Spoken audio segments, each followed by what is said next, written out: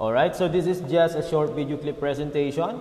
I'll be talking to you or presenting to you the basic steps in a paper and pencil exam. Alright, so as you can see in the PowerPoint or in the slide presentation, there are actually 10 basic steps when doing a paper and pencil type of test. So when we say paper and pencil type of test, these are our traditional ways of assessing our students. Okay. Of course, our target since our target in giving this assessment is for us to improve learning and instruction. This is our main goal in an assessment. Okay, so the first step is we will determine the purpose of the test. As what I often say, we need to review. Okay, we need to review the educational objectives. What is the purpose? What is your intention in giving this type of exam?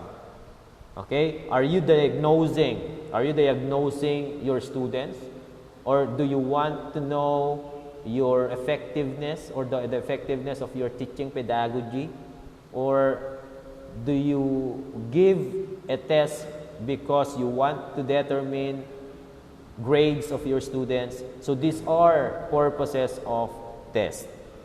Okay, so we need to consider this first step before we will construct our test instrument.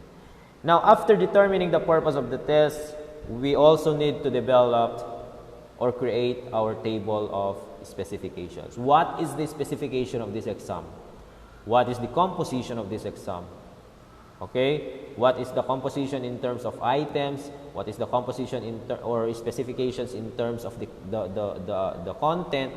Okay, so this will be presented in a table of specification. Then next is we will select appropriate item types.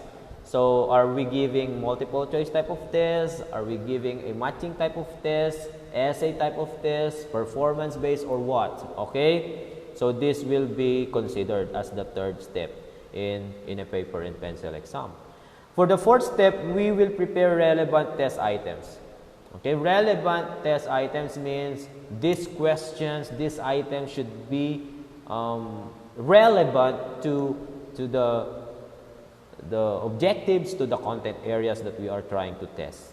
Okay? Then the fifth step is to assemble now the test. Okay? Assemble means we are now writing. Okay? We are now writing the items.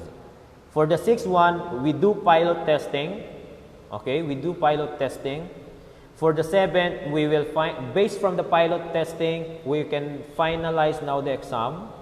And for the eighth one, we will again administer the test and appraise the test by simply doing content validity or validity check and reliability test.